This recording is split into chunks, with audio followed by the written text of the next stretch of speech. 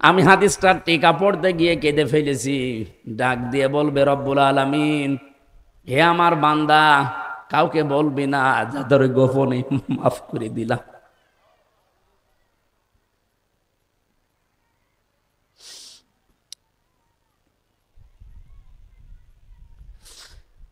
এইটাই জীবনের সফলতা। আসো নামের আগে আলেম লেখা আছে, এই জন্য মাঝে মাঝে ভয় হয় কিয়ামতে কোটি কোটি মানুষ থাকবে। এই 50 জন মানুষের সামনে বললাম না 22 দিনের হিসাব যদি তুলে ধরে তাই আমার মাথা কাটা যাবে। 50 বছরের একটা হিসাব আমার আল্লাহ নিজে গোপনে বলবে, কাউকে বলবি না, যা মাফ করে দিল। এই জন্য আলেম যদি সত্যি আলেম হতে পারে, ওর ভুল ত্রুটি তো মানুষ হিসাবে হবে। কিয়ামতের দিন ওই লোকটাকে আল্লাহ নিজে ডাক দিয়ে পর্দা দিয়ে ঘিরে ফেলবে।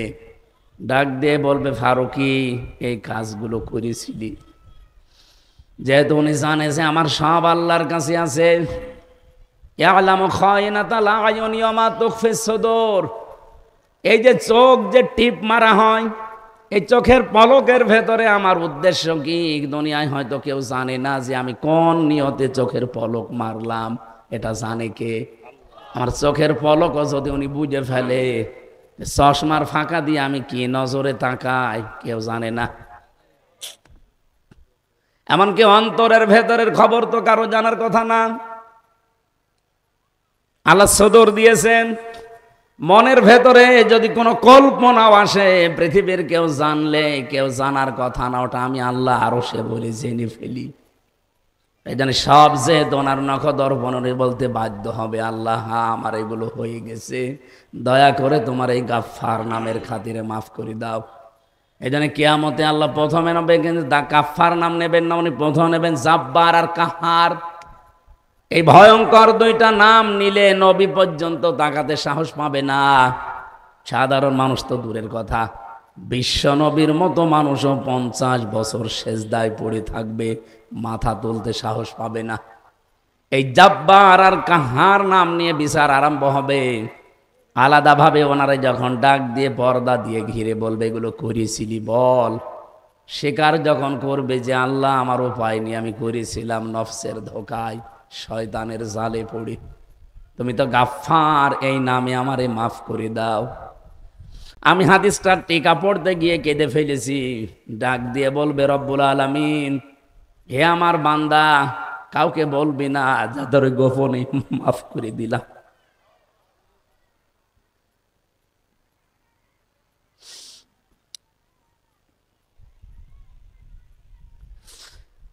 এইটাই জীবনের সফলতা। আসো নামের আগে আলেম লেখা আছে, এই জন্য মাঝে মাঝে ভয় হয় কিয়ামতে কোটি কোটি মানুষ থাকবে।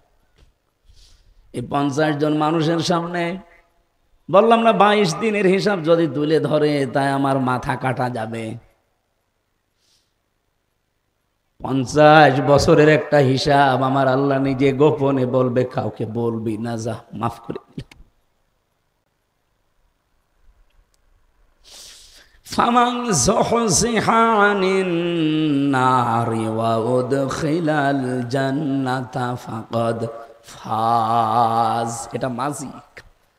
সূরা আলে ইমরানের 185 নম্বর আয়াতের মাঝের অংশে আছে, আল্লাহ পাক বলেন, ওই লোকটার জীবন সফল হয়ে গেছে, হবে না, হয়ে গেছে, যাকে আল্লাহ জাহান্নামের আগুন থেকে মুক্ত করে বলবে, যা তোরে জান্নাত দিয়ে দিলাম, এই লোকটার জীবন আসল সফল।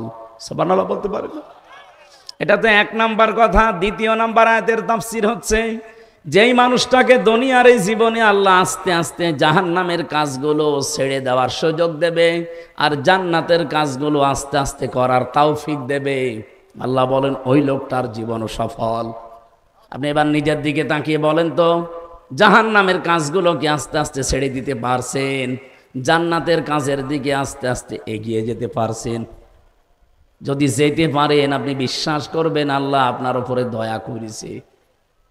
আয়াতের আমি 2টা তাফসীর পেয়েছি। আয়াতের আসল সফলতা যেহেতু কিয়ামতে, দুনিয়াও সফল হবে তখন যখন দেখবেন আস্তে আস্তে দুনিয়ায় জাহান্নামের যাওয়ার কাজগুলো সব বন্ধ করে দিতে পারছি, জান্নাতে যাওয়ার কাজগুলো আমি আস্তে আস্তে এগিয়ে যেতে পারছি। আমি কথা তুলেছিলাম পৃথিবীর মানুষের সম্মান আল্লাহ কোথায় রেখেছে অনেকে জানি না, এদিকে ওদিকে দৌড়ায়। আল্লাহ বলেন ঈমান আনার পরে যদি ও যোগ্যতা অনুযায়ী আমল করতে পারে, জ্ঞান অনুযায়ী, দিন যত যাবে দুনিয়া আখিরাতে তার সম্মান আল্লাহ বাড়াতেই থাকবে। আল্লাহ এইরকম যোগ্যতা আমাদেরকেও যেন দান করেন। এই জন্য যারা স্টেজে বসে আছে হাজী আরজান আলী ভাই সহ প্রত্যেকের সম্মান কামনা করছি তার ঈমান এবং এই জ্ঞান অনুযায়ী যারা আমল করে তাদের। সামনে বসে আছেন যারা সম্মানিত ভাইরা, পর্দার আড়ালে আমার মা আর বোনেরা, প্রশাসনের ভাইরা এসেছেন আইন শৃঙ্খলা ঠিক রাখার জন্যে। সবাইকে নিয়ে আল্লাহর দরবারে শুকরিয়া জানাচ্ছি। আজকের এই অনুষ্ঠানটা এটা ইবাদত। কোরআন বোঝার জন্য যদি কেউ সময় ব্যয় করে, সম্পদ ব্যয় করে, কিয়ামতে আল্লাহ যখন হিসাব ধরবেন তখন এই সময় এই সম্পদটা হিসাবের বাইরে রাখবেন। আজকে যদি 1-1.5 ঘন্টা 2 ঘন্টা সময় কোরআনের একটা আয়াত বোঝার পেছনে আমরা ব্যয় করতে পারি, কিয়ামতের দিন আল্লাহ যখন হিসাব শুরু করবেন এই 1-1.5 ঘন্টা মাইনাস থাকবে, এগুলো হিসাবের বাইরে। এই জন্যে আমার মনে হয় জীবনে সব সময় কোরআন কেন্দ্রিক চালানো দরকার, যে কিয়ামতে যেন জবাবই দেওয়া না লাগে। কি কথা বলেন না কেন? এর বাইরে গেলে আপনার জীবন ধ্বংস হয়ে যাবে। আহলুল কোরআনি হুম আহলুল্লাহি ওয়া খাসাতুহু। কোরআনওয়ালা যারা, এই মানুষগুলো আল্লাহর পরিবারভুক্ত এবং খাস ব্যক্তি আল্লাহর কাছে। এই জন্য কোরআনের বাইরে যাওয়া যাবে জীবনকে নিয়ে। আজকের আলোচনাটা কোরআনের সাথে সম্পৃক্ত, এই জন্য এই ময়দানের দামও এখন বেড়ে গেছে। স্কুল ময়দান নেই, এখন এটা জান্নাতের বাগান। সুবহানাল্লাহ বলে। আর জান্নাতের বাগানে সহসায় আল্লাহ জাহান্নামী কোনো মানুষকে প্রবেশ করতে দেবে না। আমার আলোচনার 3 নাম্বার পয়েন্ট ওইটা আসবে, যদি আসে আমরা বলবো জান্নাতে কোনো মানুষকে আল্লাহ যদি দেয়, জীবনেও তাকে কোনোদিন আর বের করে দেবে না। কি কথা বোঝেন আমার?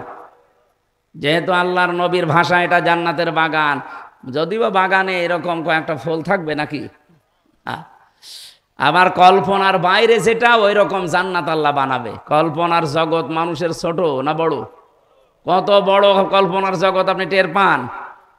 আমি এখন কল্পনা করলাম যে 10 তলা বিল্ডিং এর মালিক হয়ে গেছি, একে কল্পনায় হলে হবে? 10 তলা বানাতে কমপক্ষে 2 বছর সময় লাগবে।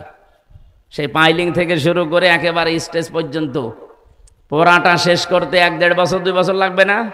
আরো কত কাঠখড়ি আছে, কত শ্রমিক লাগবে, টাকা পয়সা লাগবে, শ্রম তো লাগবে। অথচ আমি কল্পনা করেছিলাম, ভেবেছিলাম কয় মিনিটে? 1 সেকেন্ড। আমার এই যে 1 সেকেন্ডের যে কল্পনা, এরকম কল্পনার জগৎ যত বড় হতে পারে, আল্লাহ বলেন জান্নাত তোর অত বড়। ওই জান্নাতের ভেতরে আল্লাহ কাউকে যদি একবার প্রবেশ করায়, কোরআন জানিয়েছে খালিদিনা ফিহা লা ইয়াবগুনা আনহা হিওয়ালা। ওকে আল্লাহ আর কোনোদিন বের করে দেবে না, আর ও লোকটা বের হতে চাইবেও না। সুতরাং আমরা যেহেতু জান্নাতে আছি, এখন আল্লাহ যদি বের করে না দেয়, ইচ্ছা করে চলে যাবেন? কত ব্যথা কত ভাবে সয়েছ যে তুমি, তোমারি খুনে লাল তায়েফের ভূমি। ফেরেশতা এসে চাই ধ্বংসের হুকুম, লৌহ মাখা মোহাম্মদ প্রাণেতে হাসরাত। হে আল্লাহ ক্ষমা করো এ তায়েফে বাসীর।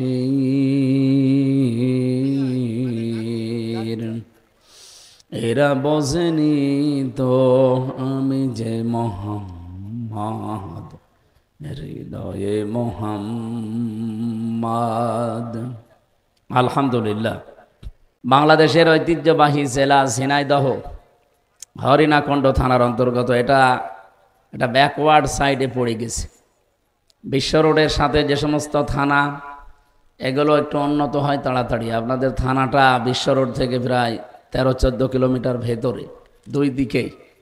ওদিকে চুয়াডাঙ্গা ঝিনাইদা, কুষ্টিয়া ঝিনাইদা, এই 2 লাইনের মাঝে। তো এজন্যে ওই রকম হয়তো যেভাবে হওয়া দরকার ছিল ওইভাবে হয়নি। তারপরও আলহামদুলিল্লাহ আলা কুল্লি হাল, সর্ব অবস্থায় আমরা আল্লাহর শুকরিয়া আদায় করি।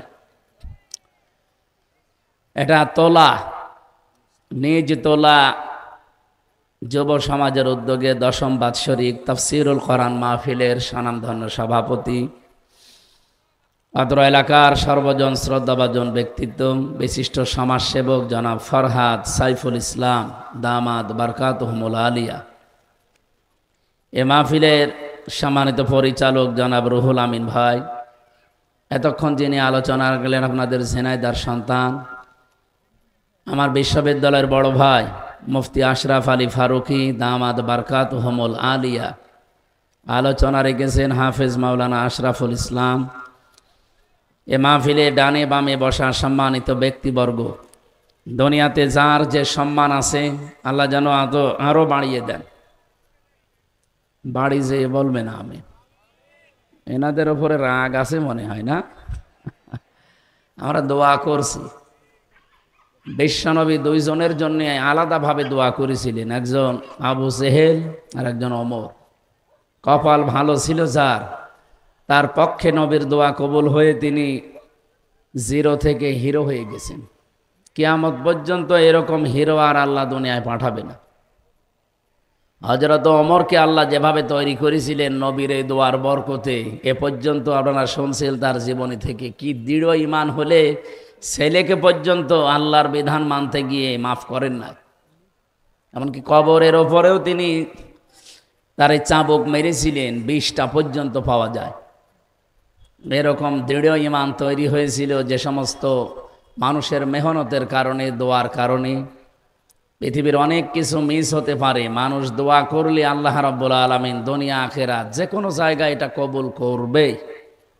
ওয়াকালা রাব্বুকুম উদউনি আস্তাজিব লাকুম, আমাকে ডাকো, আমার কাছে দোয়া করো, আমি আল্লাহ দোয়ার সাড়া দেব, যেহেতু ওনার নিজের ঘোষণা। এই সম্মানিত ব্যক্তিবর্গ যারা এখানে বসে আছেন, এদের সম্মান না থাকলে আপনারা এখানে বসতে দিতেন না। মানুষের সম্মান যে কোথায় আছে আমরা অনেকে এখনো জানি না। আল্লাহ রাব্বুল আলামিন জানিয়েছেন, ইয়ারফাউল্লাহুল্লাযীনা আমানু মিনকুম ওয়াল্লাযীনা উতুল ইলমা দারাজাত। শব্দের দিকে খেয়াল করেন, এটা সূরা মুজাদালার 11 নম্বর আয়াতের মাঝের অংশে আছে।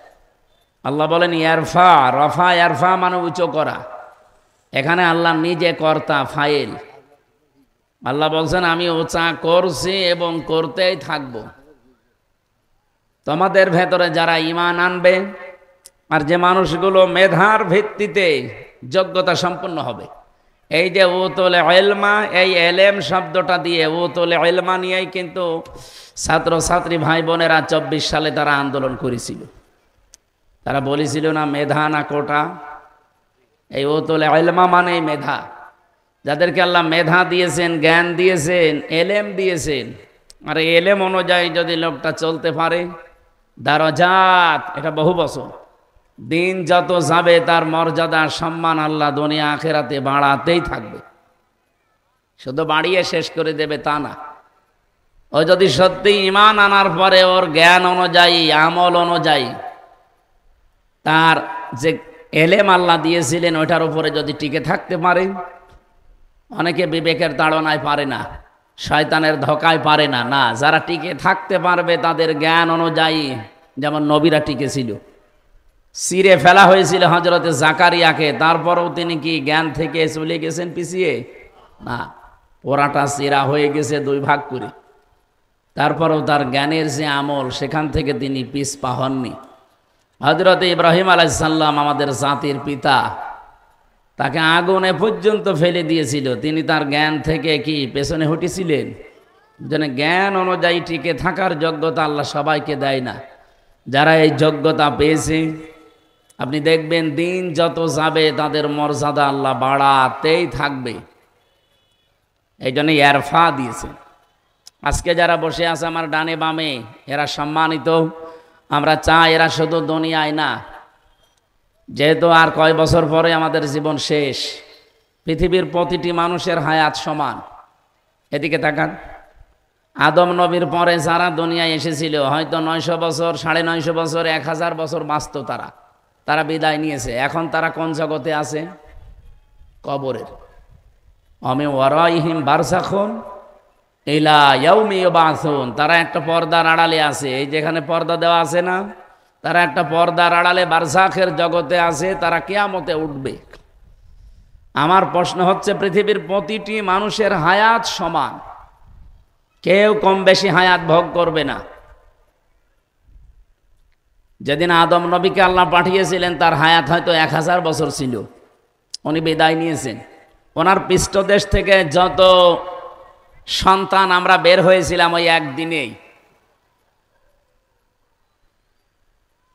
ওয়াইদ আখাযা রাব্বুকা মিন বানি আদামা মিন যুহুরিহিম যুররিয়াতাহুম ওয়া আশহাদাহুম আলা আনফুসিহিম আলাস্তু বিরাব্বিকুম ক্বালু বালা শাহিদনা আন তাকুলু ইয়াউমাল কিয়ামাতি ইন্না কুন্না আন হাযা গাফিলিন। সূরা আরাফের 172 নম্বর আয়াত এটা প্রমাণ হয়। স্মরণ করো ওই সময়ের কথা যখন আদম নবীর পৃষ্ঠদেশ থেকে তার সন্তান নারী পুরুষদেরকে আমি একবারে বের করে নিলাম, সামনে রেখে প্রশ্ন করলাম, আমি কি তোমাদের রব না? যত রুহু ওই সময় আমার সামনে ছিল প্রত্যেকেই জবাব দিয়েছে ক্বালু বালা, অবশ্যই আপনি আমাদের রব। আমরা কি ছিলাম না? এই জবাব দেওয়া লাগবে, ছিলাম না আমরা? তাহলে ওই একদিনে সবাইকে আল্লাহ বের করেছিলেন। আল্লাহ পাক বলেন আন তাকুলু ইয়াউমাল কিয়ামাহ ইন্না কুন্না আন হাযা গাফিলিন। এই কথাটার সাক্ষী কিন্তু আমি আর আমার ফেরেশতারা থাকলাম। সবাই যে বললে ক্বালু বালা, যে অবশ্যই আপনি আমাদের রব। এই যে শাহিদ না বহু বচন দিয়েছেন, শুধুমাত্র আমি আল্লাহ একা না, আমার ফেরেশতারা এবং তোমরা নিজেরাও সাক্ষী এ বিষয়ে। কিয়ামতের দিন এই সম্পর্কে আমি কিন্তু প্রথমে 5টা প্রশ্ন করব। মা তাযালু কদামা বানি আদামা আবদি ইয়াউমাল কিয়ামাতি হাত্তা ইসালান খামসিন। এখানে 5টা বিষয় আছে। নবীজি বলেন কিয়ামতে আল্লাহ প্রতিটি মানুষকে তার নিজের সামনে দাঁড় করাবেন। প্রত্যেকটি মানুষকে আল্লাহ নিজের সামনে দাঁড় করাবেন, আলাদা আলাদা প্রতিটি মানুষকে। কথাটা মনে রাখেন, মা তাযালু কদামা বানি আদম আবদিন ইয়াউমাল কিয়ামাতি আন উমরিহি ফিমা আফনা ওয়া আন শাবাবিহি ফিমা আবলা ওয়া আম্মালিহি মিন আইনা ইকতাসাবাহু ওয়া ফিমা আনফাকাহু ওয়া আন ইলমিহি মাযা আমিলা ফিহি। মুত্তাফাকুন আলাইহি। ও ঝিনাইদহবাসী, আজকের ওয়াজ আমার নিজের জন্যে। যারা যারা কানের কোহরে এটা পৌঁছায় আপনি মনে করবেন এটা আমার জন্যে। বিশ্বনবী যদি এখন বেঁচে থাকতেন, এই হরিণাকুণ্ড এই ময়দানে এসে যদি এই কথাগুলো শুনতেন, আপনি যেভাবে মনোযোগ দিয়ে শুনতেন ওইভাবে শোনা লাগবে। কারণ নবী এখন নেই, আমি নবীর ওয়ারিস। আর দলীয় পরিচয় সব এখন বাদ। যেহেতু কিয়ামতে প্রতিটি মানুষকে আল্লাহ নিজের সামনে দাঁড় করাবেন, আমি এখানে 2টা পয়েন্ট পেয়েছি। 1 নম্বরে সাধারণ জেনারেল ভাবে সবাই আলাদা আলাদা দাঁড়াবে। যেহেতু আমরা সবাই জেনারেল মানুষ, এখানে প্রত্যেকেই কিন্তু আলাদা দাঁড়ানো লাগবে। এবার নিজের দিকে তাকিয়ে ভাবেন তো, আপনি যদি সত্যিই দাঁড়ান আল্লাহর সামনে, আপনার যা জীবন আপনি সত্যিই কি জবাব দেওয়ার মতো? আমার এই 33 বছরের দিকে আমি এখন তাকালাম। আমি একা একা থাকলে আমার মাঝে মাঝে মনে হয় যদি আল্লাহ এখনই দাঁড় করিয়ে বলে, হামজা 2024 সালের এমনকি 2025 সালের মার্চ মাসের 31 তারিখ পর্যন্ত তোরে মাফ করে দিলাম, যা হিসাব দেওয়া লাগবে না। শুধু এপ্রিল মাসের এই 22 তারিখ 1 থেকে 22 দিনের হিসাব দিয়ে জান্নাতে চলে যা। আমার তো মনে হয় 22 দিনের হিসাব দেওয়া আমার দ্বারা সম্ভব না। আপনারা পারবেন না? আপনারা পারবেন?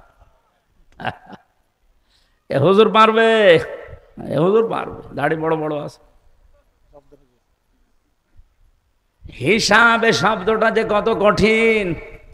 যাদের জীবনে টেন্ডেন্সি তৈরি হয়ে গেছে যে আমার হিসাব দেওয়া লাগবে, আল্লাহর কসম তার জীবন পরিচ্ছন্ন হয়ে যাবে।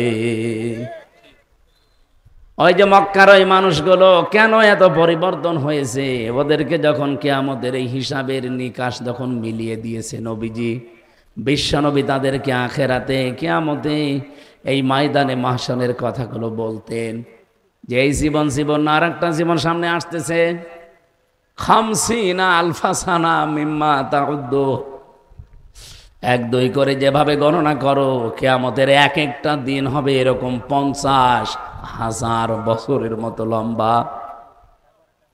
এই এখানে কথা বলা যাবে না, কি গল্প করে না, আপনি তো শুনছেন না।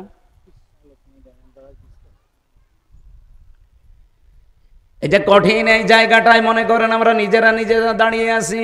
আমি যে 2টা পয়েন্ট বলেছিলাম, একটা বলছি প্রত্যেকে আলাদা ভাবে দাঁড়ানো লাগবে। আমি তো বললাম আমার এই 22 দিনের হিসাব এখনো মেলানো সম্ভব হয়নি, তাহলে 33 বছর পুরাটা তো বাদই দিলাম। আমার চাইতে ভাই আরো বয়স্ক, উনি যদি এখনই চোখ বন্ধ হয়ে যায়, আল্লাহ ওনাকে সামনে দাঁড় করিয়ে বলবে, বেটা বল, এই যে তোর 50 বছরের একটা হায়াত কাটালি আমার দুনিয়াতে, কি করে কাটালি বল দেখি। আমার তো মনে হয় ওনার জীবনের পুরা হিসাব এখন মেলানো সম্ভব না। 7 দিন আগে যদি বলি, আজকে চলছে হয়তো বুধবার না মঙ্গলবার, গত মঙ্গলবারের সকালে কি দিয়ে খেয়েছে 10 মিনিট সময় দিলেও বলতে পারবে না। তাহলে 50 বছর মেলাবে কি করে? আজকের তেলাওয়াত কি তো আয়াতের জন্য আমি ওইভাবেই পড়েছি, আমি নিয়ে যাব ঠিক ওই জায়গায়।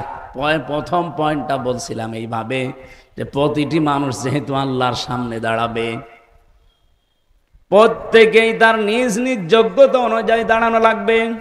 দ্বিতীয় নম্বরে কি, দ্বিতীয় পয়েন্টে আমি এই হাদিসের ব্যাখ্যা পড়তে গিয়ে টিকাই পেয়েছি, কিয়ামতে এই যে 2টা বললাম সিস্টেম, একটা সবাইকে আলাদা আলাদা, আর দ্বিতীয় সিস্টেমে আলেমদের আলাদা।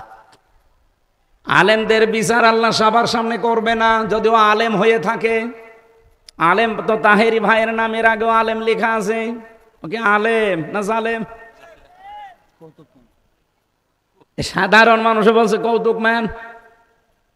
একটু যারা কোরআন হাদিস বোঝে তো এমনি বুঝে ফেলবে যে ও আলেম নামে একটা জালেম, কারণ তার জ্ঞান অনুযায়ী সে যদি আমল না করে, কাজ না করে, ও আল্লাহর দরবারেও উনি তো কৌতুক ম্যান বলেছে। আর আল্লাহ বলেন, আমান আযলামু মিম্মান কাতামা শাহাদাতান ইনদাহু মিনাল্লাহ, আমি আল্লাহর দৃষ্টিতে ওই লোকটা বড় জালেম যার কাছে কোরআনের জ্ঞান থাকার পরেও দুনিয়ার কোনো স্বার্থ পেয়ে গোপন করে রাখে। আর এরকম আলেম দেশে নেই বলেন? এ বাংলাদেশের সব আলেম যদি আমরা এক সুরে কথা বলতাম, 15.5 বছর না 54 বছরও বাংলাদেশে কেউ কোরআনের অনুষ্ঠানে বাধা দেওয়ার সাহস পেত না। আমরা তো এক সুরে বলতে পারি না। আরে কোরআনের কথা তো আমিও বলছি, ফারুকিও বলছে, সবাই তো এক সুরে যদি বলতাম, আমারে বাধা দেয় আর ওনারে দাওয়াত দেয়, তার মানে ভেজাল আছে। কথা বলছে না কেন? সম্মানিত ভাইরা, সবার জন্য সম্মান কামনা করে আমার আজকের আলোচনা আমরা আরম্ভ করছি। যেহেতু শুনতে এসেছি আল্লাহর কালাম, দল মত জাতি বর্ণ ধর্ম নির্বিশেষে ঝিনাইদহে আমরা জানি অন্য ধর্মের লোকও বসবাস করে, সবাইকে ওয়েলকাম জানাচ্ছি। আসেন, এ কোরআন অন্যান্য ধর্মের গ্রন্থের মতো শুধু তাদের পণ্ডিত এবং ধর্মগুরু যারা পুরোহিত তারাই পড়বে ঠাকুর না, এ কোরআন সবার জন্যে।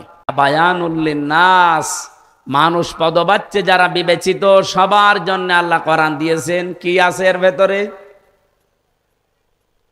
প্রথম শব্দটাই আল্লাহ নিজে বর্ণনা দিলেন, হাযা, এইটা, বায়ানুন, বক্তব্য বর্ণনা, লিন্নাস, মানুষদের জন্যে। কাদের জন্যে? কোরআনের প্রতিটা শব্দ যেহেতু গবেষণামূলক, ওয়াও হতে পারে, লাম হতে পারে, ফা হতে পারে, যে কোনো শব্দ যদি চিন্তা ভাবনা করেন আর আপনার যদি ওই যোগ্যতা থাকে, একটা শব্দই আপনার জীবন পাল্টিয়ে দেবে।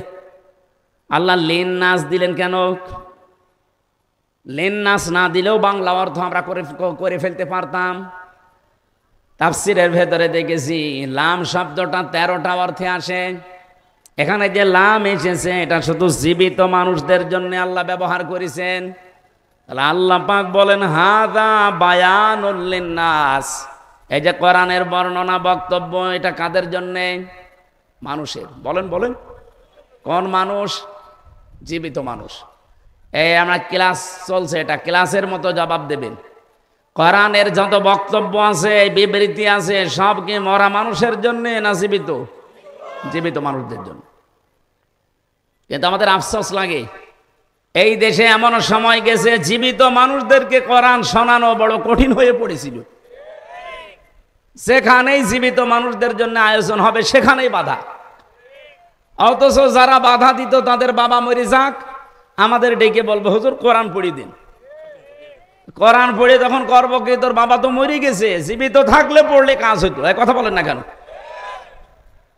এই জন্য জীবিত মানুষদেরকে যেন আর কোরআন শোনা থেকে কেউ অন্তত প্রতিবন্ধকতা সৃষ্টি করতে এই দেশে না পারে, সেই ব্যবস্থা করা লাগবে।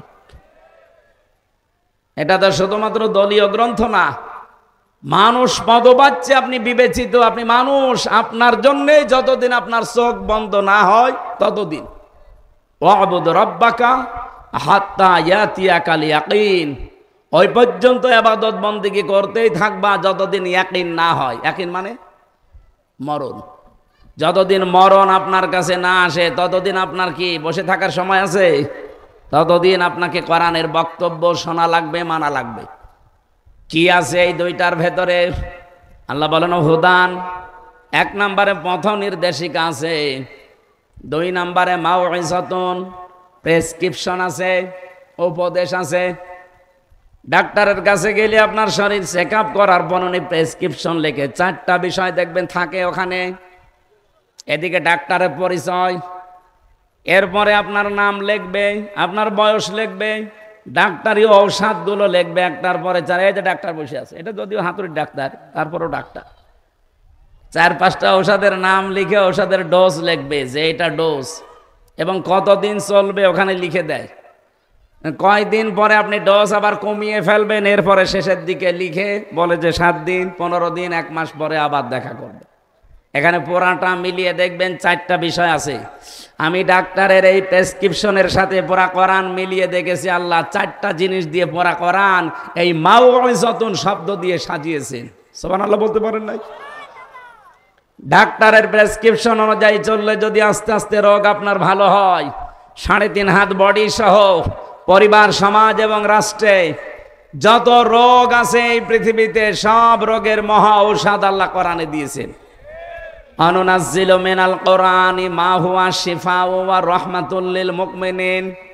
এ কোরআন নাযিল করার ধারাবাহিকতা, এমন এমন বিধান আমি দিয়েছি যেটা পৃথিবীতে মুমিনদের জন্য রোগ মুক্তির কারণ। আল্লাহ যেহেতু রোগ মুক্তির কারণ বলে কোরআনকে ঘোষণা দিয়েছেন, আমার বডির ভেতরে যে রোগ আছে এ রোগ মুক্তির কারণও কোরআনে আছে না নেই? আমরা এই যে আলোতে থাকি যারা বেশি, কোরআনে কারিমে 1500 বছর আগে আমার আল্লাহ এই তথ্যটা দিয়েছেন, অথচ বিজ্ঞান প্রমাণ করেছে মাত্র 17 সালে, 2017 সালে। বিজ্ঞান এখন জানাচ্ছে আমাদের শরীরে 5.5 কেজির উপরে রক্ত আছে, 226 কিলোমিটার বেগে মাথা থেকে পা পর্যন্ত চলছে, দ্রুত গতিতে চলছে। এখানে প্রায় 2 কোটির উপরে কোষ পাবেন এই 3.5 হাত বডির ভেতরে। এগুলো রক্তকে রিফাইন করছে। যদি এই কোষগুলো অকেজ হয়ে যায়, দুর্বল হয়ে যায়, তাহলে আপনার রক্তের ভেতরে কমপক্ষে 5 প্রকার ক্যান্সার হবে। আমি তামিলনাড়ু ছিলাম, ওখানে প্রায় 1 মাস 23 দিনের একটা সফর ছিল। একটা লোক, ওনার বাড়ি সিলেটে, আমারে বলছে আমি আজ 12 মাস আছি। আমারে ডাক্তার আজকে রিপোর্ট দিয়েছে যে আমার রক্তের ভেতরে যে 5 প্রকার ক্যান্সার হয় তার 1 প্রকার ধরা পড়েছে। আমার প্রায় 1,12-13 লাখ টাকা অলরেডি চলে গেছে এই 12 মাসে এখানে থাকতে আর ডাক্তারের পেছনে। আজকে দুপুরবেলা রিপোর্ট দিয়েছে যে না, আমি নাকি আর বাঁচবো না, কারণ রক্তের 5 প্রকারের 1 প্রকার, এটা মারাত্মক। আমি ওই সময় আমার মেয়েটাও নিয়ে গিয়েছিলাম, বললাম আমার একটু পরিচয় করান তো। কথা বললাম ডাক্তারের সাথে, খ্রিস্টান ডাক্তার।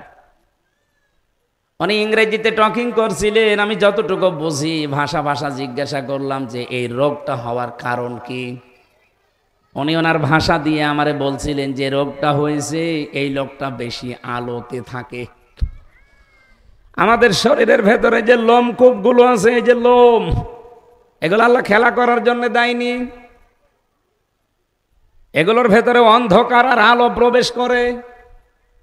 এরপরে যেটা আছে, এই চামড়ার পরে যে অবস্থানটা, একটা পাতলা চিকন পাতলা একটা পর্দা দেওয়া আছে। এই আলো আর অন্ধকার গুলো প্রবেশ করে রক্তের ভেতরে মেশে এগুলো পুরা শরীরকে রিফাইন করার জন্য 24 ঘন্টা এর ভেতরে কাজ করছে অজানা এক শক্তি।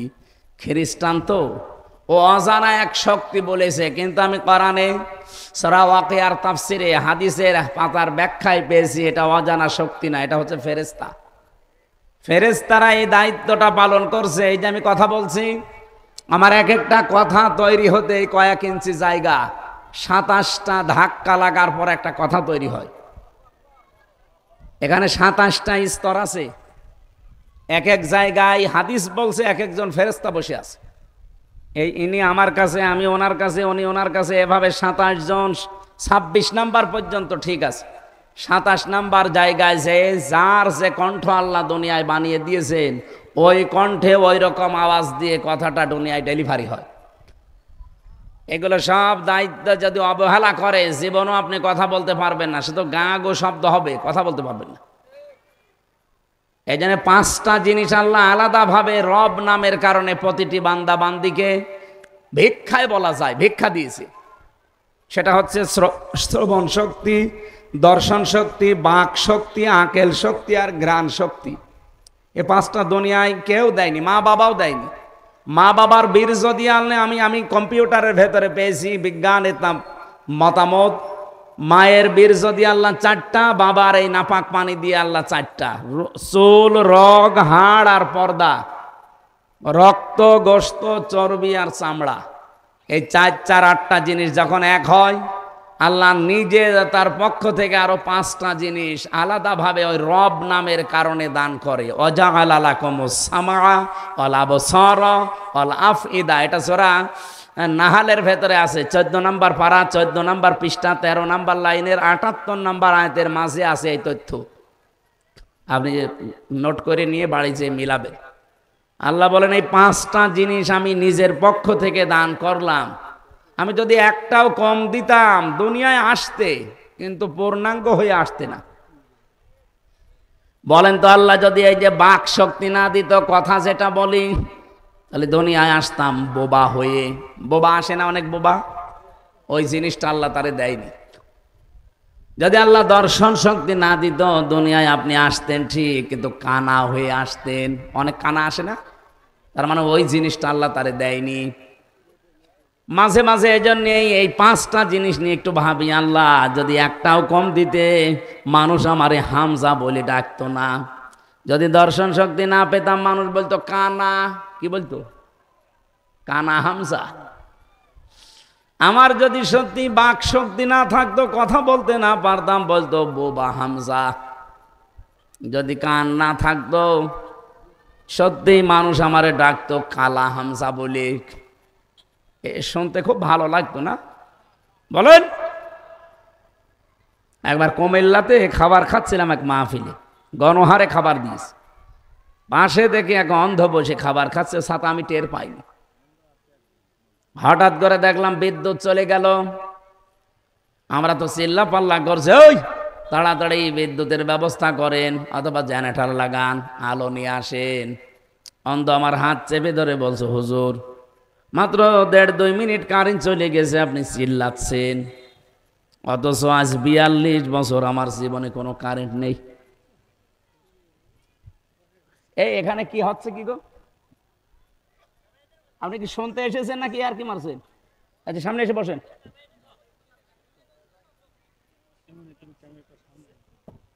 হ্যাঁ সেলাই, এখান থেকে দাও। আর কি মারছে মানুষ? নিজেও শুনছে না, মানুষকে শুনতে দিচ্ছে। আর ভালো না লাগলে আপনি বাড়ি চলে যান না কেন? এখানে বসে বসে কি করছেন কি? বললাম না যে এটা এবাদত চলছে, নামাজ এবাদত মনে করি না আমরা? নামাজের ভেতরে কি এদিক ওদিকে তাকানো যায়, গল্প করা যায়? এটাও তো এবাদত। আপনি গল্প করছেন কোন সাহসে? এই এখানে আর আসবেন না, বসেন।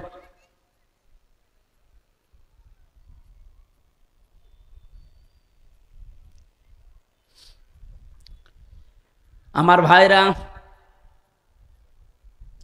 উনি আমারে বলছে আমার চোখ ভালো ছিল, ছোটবেলা আমি দেখতে পেতাম, হঠাৎ টাইফয়েড হওয়ার কারণে আমার চোখটা নষ্ট হয়ে গেছে। আজ 42 বছর হয়ে গেল আমি দেখতে পাই না। ওই দিন এই অন্ধ আমার একটা তথ্য জানিয়েছিল যে যারা চোখওয়ালা মানুষ তারা তো এমনি দেখে, আর ঘুমিয়ে থাকলে তারা স্বপ্নেও দেখে। কিন্তু আমি যারা অন্ধ, যারা আমরা এমনি তো দেখতে পাই না, ঘুমিয়ে থাকলে স্বপ্নে দেখি, কিন্তু কিছু দেখি না, শুধু আওয়াজ শুনি। এই যে ওয়াজআলা লাকুমুস সামআ ওয়াল আবসারা, এই যে বাসার শব্দটার ব্যাখ্যায় পড়ছিলাম তাফসিরে। আল্লাহ যদি সত্যি আপনাকে আমাকে এটা বানানোর সময় না দিতেন, কত রকমের সমস্যা হতো, আর কত রকমের উল্টা পাল্টা নামে মানুষ ডাকতো। আল্লাহ পাক বলেন আমি দয়া করে এগুলো দিয়ে তোকে দুনিয়ার ময়দান থেকে বের করে নিয়ে এসেছি, মায়ের পেট থেকে পৃথিবীর ময়দানে। কিন্তু যে জিনিস দিয়ে তোকে সুস্থ রাখার দরকার, এই লোমকূপগুলো, কিছুই মনে করি না এগুলো। খ্রিস্টান ডাক্তাররে বলেছিলাম যে লোমকূপের এত কাজ কি, উনি এই 2017 সালের এই তথ্যগুলো আমাকে ইংরেজিতে দিলেন। এখন নোবেল পর্যন্ত পেয়েছে এর উপর একজন। এই যে সারা দিন যে আলোগুলো আমাদের শরীরে প্রবেশ করে 12 ঘন্টা, রাত আল্লাহ কিন্তু 12 ঘন্টা দিয়েছেন। কি এটা তো খেলা করার জন্য দেয়নি। যেহেতু রাত অন্ধকার, এই জন্য অন্ধকারও আপনার শরীরের ভেতরে প্রবেশ করা লাগবে। কিন্তু এই যে লোকটা, এর ক্যান্সার হওয়ার পেছনে রক্তের ভেতরে কারণ এই আলোতে বেশি থাকতো। এমনিতে দিনের আলোতে থাকতো 12 ঘন্টা, রাতের বেলায়ও কম্পিউটারের আলো, মোবাইলের আলো, এমনি আলো জ্বালিয়ে ঘুমাইতো। অথচ এই হাদিসটা 1500 বছর আগের, নবীজি জানিয়েছেন যখন রাতে ঘুমাতে যাবে আলো বন্ধ করে ঘুমাবে। ওই সময় হয়তো 1500 বছর আগে বিজ্ঞানের এত উৎকর্ষ হয়নি, নবীজি হয়তো এ পর্যন্ত বলতে পারেননি যে রক্তের ভেতরে ক্যান্সার থেকে বাঁচার জন্যে আমি লাইট বন্ধ, আলো বন্ধ করে ঘুমাতে বললাম, এটা বলেননি। কিন্তু বিজ্ঞান এখন এই তথ্য পেয়েছে যে কেন নবীজি আলো লিভি অন্ধকার করে ঘুমাতে বলেছিলেন। এইটাই তার কারণ, আপনাকে ক্যান্সার থেকে বাঁচাতে এটা সহায়তা করে। আর যত অন্ধকার করে ঘুমাবেন, ভিটামিন এই ভেতর থেকে, মাথার পেছন দিক থেকে একটা জিনিস বের হবে রাতের বেলা। অন্ধকার না হলে এটা বের হয় না। এটা যত বের হবে রক্তের সাথে মিশবে, আপনার রক্তে যে 5 প্রকার যে ক্যান্সার হয়, এখান থেকে আল্লাহ আপনাকে বাঁচিয়ে দেবে। এই লোকটা আলোতে বেশি থাকার কারণে এইটা বেশি হয়ে গিয়েছিল। খালি আলো প্রবেশ করেছে, অন্ধকারটা আসে নাই। আমি ওই দিন চিন্তা করছিলাম, আল্লাহ আমরা যে মাস্তানি করি, আমরা যে হাও খাও করি, আমাদের টাইট করার জন্য তো কিছুই লাগবে না, শুধু বলবা যে রক্তের ভেতরে একটা ক্যান্সার লাগিয়ে দিলাম, ওর তো 1,13,00,000 হয়েছে। আর আমার তো 14 বংশ বিক্রি করে একটা ঔষধের পয়সা হবে না।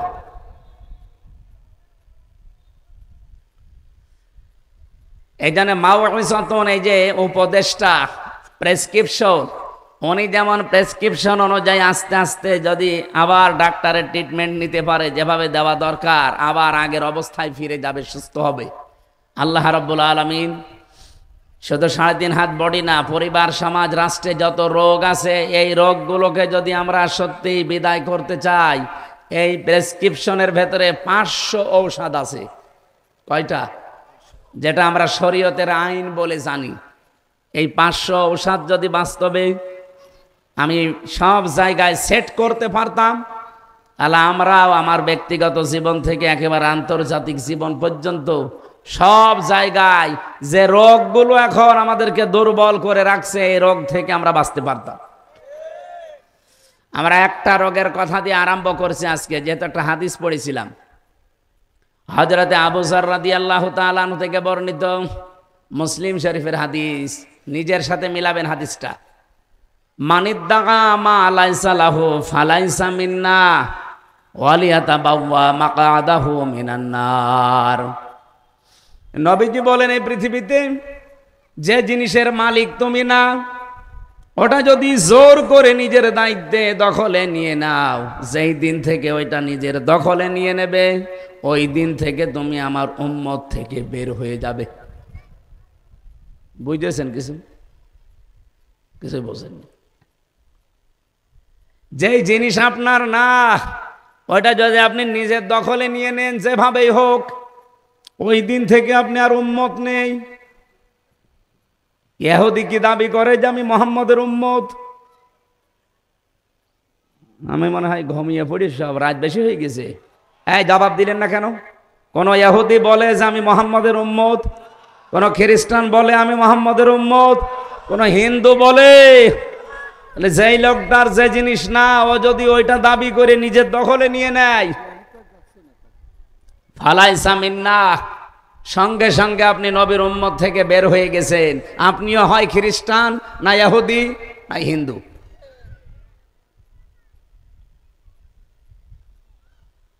এই আপনারা যদি না বোঝেন, আমি হাদিস বাদ দিয়ে দিই। বুঝেছেন কিনা বলেন তো? বুঝেছেন কি? যেটা আপনার দখলে থাকার কথা না, আপনি জোর করে দখল করে নিলেন। আপনি নামাজ পড়তে পারেন, রোজা রাখতে পারেন, হজ করতে পারেন, আপনি নবীর উম্মত নেই। এরকম চরিত্র বাংলাদেশে নেই, বহু মানুষের আমরা পেয়েছি। 15.5 বছর তো আরো বেশি ছিল। যেটা যার না, জোর করে জবরদস্তি করে দখল করে নিজের আয়ত্তে নিয়ে নিয়েছে। নিয়মই ছিল এটা যে বাবা শাহজালাল সব হালাল। এই কথা বলছেন এখন যারা এগুলো করেছেন। হ্যাঁ, আপনি 10 বার হজ করতে পারেন, আপনি 5 ওয়াক্তের জায়গায় তাহাজ্জুদ মিলে 6 ওয়াক্ত নামাজ পড়তে পারেন, আপনি আর নবীর উম্মত নেই। বিশ্ব নবীর উম্মত ছাড়া উনি কারোর জন্য সুপারিশ করবে? বলেন বলেন। হ্যাঁ, এখানে টিকায় লেখা আছে, যেই জিনিস আপনারই ছিল, আপনি যদি ওইটা আবার ফেরত পান, আপনার জন্য এই শাস্তি না। এই 15.5 বছরে বহু মানুষ, বহু কিছু আমরা হারিয়েছি। ওইটা যদি এখন আমার নিজেরটা নিজে ফেরত পাই, আপনি এই শাস্তি থেকে বাইরে, এই শাস্তির আওতায় আপনি নেই। ঠিক বললো খালি একজন, বাকি কেউ ঠিক বলে না, তার মানে আপনারা বুঝতেছেন না। এক কথা বোঝেন? যে জিনিস আপনার ছিল, আমার 1 বিঘা জমি ছিল, এই 15 বছরে হাত ছাড়া হয়ে গিয়েছিল। আমার একটা দোকান ছিল, হাত ছাড়া হয়ে গিয়েছিল। যারা নিয়েছিল, এখন যদি ওইটা আমি আবার ফেরত পেয়ে যাই, আমি এই শাস্তির বাইরে। কিন্তু যে জিনিস আমার না, আমি যদি জোর জবরদস্তি করে দখল করে আমার নিজের আয়ত্তে নিয়ে নেই, যখনই নেব সঙ্গে সঙ্গে আমি নবীর উম্মত থেকে বের হয়ে গেলাম। বলেন, এই ঝিনাইদা এরকম মানুষ আছে না নেই? হরিণাকুণ্ড নেই? নাম ধরা লাগবে, এখানেও বসে আছে। 2 নাম্বারটা তো আরো কঠিন। ওয়ালিয়াতাবাওয়া মাকআদাহু মিনান নার, সে যেন নিজের জায়গা জাহান্নামে বরাদ্দ করে নিল। এই যে মুসলিম যারা আমাদের পূর্বপুরুষ ছিল, তারা এই ভারতবর্ষে বহু জায়গা ওয়াকফ করে দিয়েছিল, মাদ্রাসার জন্য, মসজিদের জন্য, খানকার জন্য, দাতব্য চিকিৎসালয়ের জন্য। কিন্তু এই উগ্রপন্থী হিন্দু যারা এখন, এ মানুষ নামের কলঙ্ক, এই মুশরিকরা জোর করে এই জঙ্গি, এরা আসল জঙ্গি। এরা এখন এই ওয়াকফ আইন অবৈধভাবে তৈরি করে মুসলমানদের এগুলো সব নিয়ে নিচ্ছে। ওই জিনিস কি আপনার বাপ দাদার? আপনি জোর করে দখল করে নেবেন মানে? হাদিসের প্রথম পয়েন্ট হয়তো ওদের জন্য না, যে ফালাইসা মিন্না, সে নবীর উম্মত না, ও তো এমনি উম্মত না। কিন্তু ওয়ালিয়াতাবাওয়া মাকআদাহু মিনান নার, সে যেন জাহান্নামে নিজের একটা জায়গা বরাদ্দ করে নিল, এইটা ওদের জন্য খাটবে। ওরা যে জাহান্নামী, এখানে আর ফতোয়া দেওয়া লাগবে? বলেন। এই যে করছে আজ 1940 সালে তাদেরকে, এই যে বাংলাদেশে যে রোহিঙ্গা থাকতে দিয়েছি আমরা, এভাবে থাকতে দিয়েছিল। আর শয়তানরা এখন দখল করে ওইগুলো এখন তারা ওদেরকে দেশ থেকে তাড়িয়ে দিচ্ছে। তার মানে আপনি কি বুঝলেন? এই যে 2টা জাতি আজ পৃথিবীর জন্য, মানবতার জন্য বড় হুমকি হয়ে দাঁড়িয়েছে, একটা ইহুদি আর একটা মুশরিক। পৃথিবীর অন্যান্য যারা জাতি আমরা আছি, সে খ্রিস্টান হোক, মুসলমান হোক, বৌদ্ধ হোক, মাজুসি হোক, 4,500 ধর্মের লোক আমরা দুনিয়ায় এখনো আছি। এই দুইটা জাতিকে আমাদের মনে হয় তামাম পৃথিবীর 810 কোটি মানুষের উচিত হবে এদেরকে থামানো। এদেরকে যদি আমরা থামাতে না পারি, পৃথিবীর মানবতার জন্য কয়েকদিন পরে এরা হুমকি হয়ে দাঁড়াবে। আপনি কি মনে করছেন ওরা ও পর্যন্ত ঠিক থাকবে? আজকেও ভারতে একটা মসজিদ ভেঙেছে, ওরা ভুয়া ধোয়া তুলে মসজিদগুলো ভেঙে দিচ্ছে যে 500 বছর আগে এখানে মন্দির ছিল। আমরা যদি এখন বলি ঢাকার ইস্কন মন্দির যেটা স্বামীবাগে, এটা 1000 বছর আগে এখানে মসজিদ ছিল, মানবেন আপনি?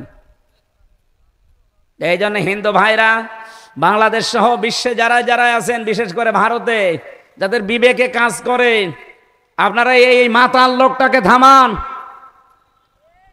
এই মোদি নামে এটা মাতাল, এটা পৃথিবীর জন্য এখন হুমকি হয়ে দাঁড়িয়েছে। কথা বলেন না কেন? মনে করছেন যে ওই আগুন ওখানেই থাকবে, তামাম দুনিয়ায় মুসলমানদের ভেতরে ছড়িয়ে যাচ্ছে। কারণ আমাদের নিজেদের ঘরের চাইতে, আমাদের নিজেদের বাসস্থানের চাইতে আল্লাহর ঘর মসজিদ আমাদের কাছে অনেক দামি। আমার ঘর আপনি ভেঙে দিলে আমি হয়তো ওই রকম দুঃখ পেতাম না, কিন্তু মসজিদ ভাঙলে তার চাইতে বেশি কষ্ট লাগে না? একটা একটা করে ভাঙছেন, কতগুলো ভেঙে ফেললেন। অথচ বাংলাদেশে আমরা একটা মন্দিরও আজ পর্যন্ত ভাঙি নাই। আমরা ভুয়া আওয়াজ তুলতে পারতাম না। এই দেশে আমরা 92% মুসলমান, ওই দেশে 100 কোটি হিন্দু, 30 কোটি মুসলমান। এই দেশে অন্তত আমরা 100 জনের 92 জন মুসলমান, আর 8 জন আছে অন্যান্য ধর্মের, হিন্দু মাত্র 4 জন। তো সেই হিসাবে আমরা যদি আওয়াজ তুলতাম এই দেশে একটা মন্দিরও রাখা যাবে না, এর নিচে 500 বছর আগে মসজিদ ছিল, কেমন মনে হইতো আপনার কাছে বলেন? এই জন্য অন্যান্য জাতির ভেতরে যাদের বিবেক আছে, ইমান নেই আমরাও জানি, কিন্তু বিবেকটা কাজে লাগান, এই মাতাল লোকটাকে আপনারা থামান। আর ইহুদিদের পেছনে যারা কাজ করছেন খ্রিস্টানরা, আমরা আহ্বান জানাবো, পৃথিবীর এই মাতাল ট্রাম্প, এও একটা মাতাল, মাতালে মাতালে দোস্ত করিস, 2 মাতালের বন্ধুত্ব হয়েছে পৃথিবীতে। এই মাতালদেরকে যারা চালাচ্ছে তাদের ভেতরে 6 জনের নাম পেয়েছি আমি। 1 নম্বরে নেতানিয়াহু, এটা একটা নির্ভেজাল টাটকা শয়তান। আমি তার শয়তান দেখিনি, যদি দেখতাম আমার মনে হয় এই নেতানিয়াহু নামে যে লোকটা ইসরায়েলের প্রেসিডেন্ট, এইরকমই হইতো। শয়তান মনে হয় এইরকমই হইতো। কতগুলো মানুষকে নিজের দখলে নিয়ে সব বাড়িঘর থেকে উচ্ছেদ করলে আমরা এই হাদিস থেকে প্রমাণ চাই, প্রমাণ করতে পারি ইহুদি আর মুশরিক যারা উগ্রপন্থী, এই 2 জাতি জাহান্নামে যাবে। জাহান্নামে অলরেডি ওরা ওদের নিজের আসন বরাদ্দ করে রেখেছে। এ ফতোয়া আর কি কারো কাছে নেওয়া লাগবে? সুতরাং এদের জন্য কি দোয়া করা জায়েজ আছে? না, ইহুদিদের জন্য দোয়া করা জায়েজ নাই। অদরিবাত আলাইহিমুজ জিল্লাতু ওয়াল মাসকানা ওয়াবাউ বিগদাবিম মিনাল্লাহ। আল্লাহ পাক বলেন আমি ওদের জন্য 3টা শাস্তির ব্যবস্থা করলাম। 1 নম্বরে দরিবাত আলাইহিমুজ জিল্লা, তাদের উপরে জিল্লতি অপমান আমি চাপিয়ে দেব। কিয়ামত পর্যন্ত পৃথিবীর কোন সৃষ্টি ইহুদিদের দেখতে পারে না। যদি পৃথিবীর কোন সৃষ্টি দেখতে না পারে, যারা দেখতে পারে ওরা কি পৃথিবীর সৃষ্টির ভেতরে? কথা বুঝতেছেন? 2 নম্বরে তাদেরকে অভাব অনটন দিয়ে ঢেকে ফেলবো। 3 নম্বরে সব সময় আমি আল্লাহ তাদের উপরে রেগে থাকবো। শুধু এটা ইহুদিদের জন্য নাজিল হয়নি, পৃথিবীতে ওরা সত্যকে সত্য জানার পরে মানে নাই। ওদের তাওরাতে, ওদের ইনজিলে লেখা ছিল আমাদের নবী মুহাম্মদুর রাসূলুল্লাহ শেষ নবী, সর্বশ্রেষ্ঠ নবী। এই যে সত্যকে সত্য জানার পরেও মানে নাই, এই জন্য আল্লাহ এতগুলো বরদোয়া দিয়েছেন। অদরিবাত আলাইহিমুজ জিল্লাতু ওয়াল মাসকানাতু ওয়াবাউ বিগদাবিম মিনাল্লাহ। আজ বাংলার বুকে যেই মুসলমান নামধারী দাবি করার পরে সত্যকে সত্য জানার পরে মানেন না, আমি কি নাম ধরব? সত্যকে সত্য জানার পরে যারা মানতে চান না, হয় হিংসা করে নাই অহংকার করে। আপনিও হয় ইহুদি, নাই খ্রিস্টান, নাই মুশরিক। আমি কথা বোঝাতে পেরেছি, আমার বিশ্বাস। এখন কেউ না বোঝার ভান করে থাকলে আমার কিছু করার নেই। সত্যকে সত্য জানার পরেও যারা মানতে চায় না, হয় হিংসা করে মানে না, নাই অহংকার করে মানে না।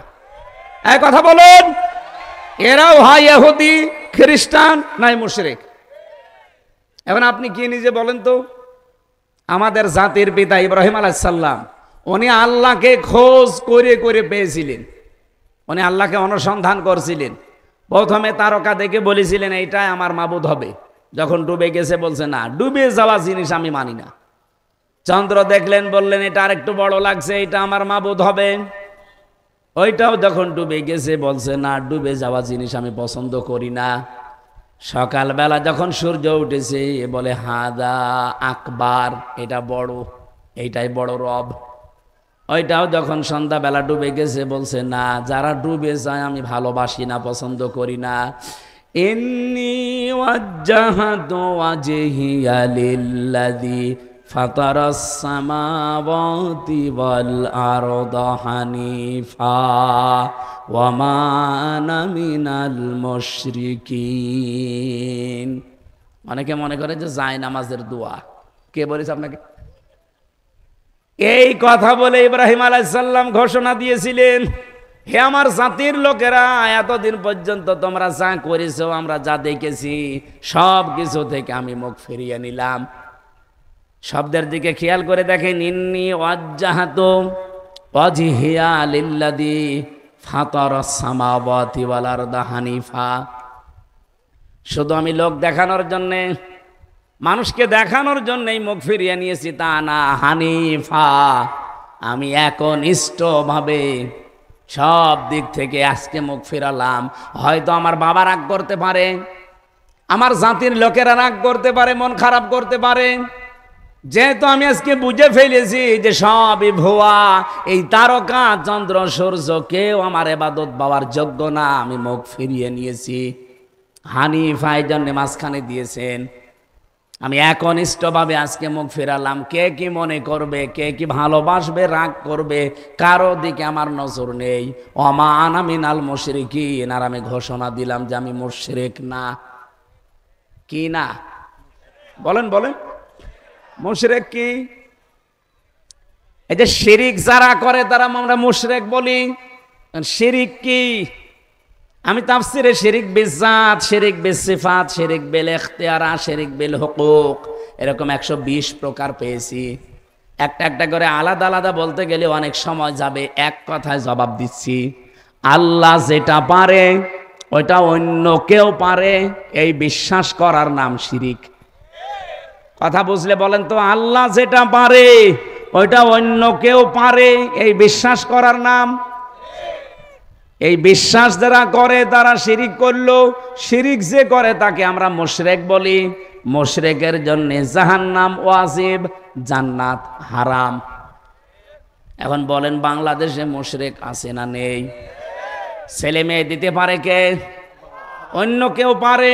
কেউ করে থাকে যে না, অনেক পীর ফকিরও পারে, অনেক কবরে মাজারেও পারে, যে মেয়ে লোকের যায়।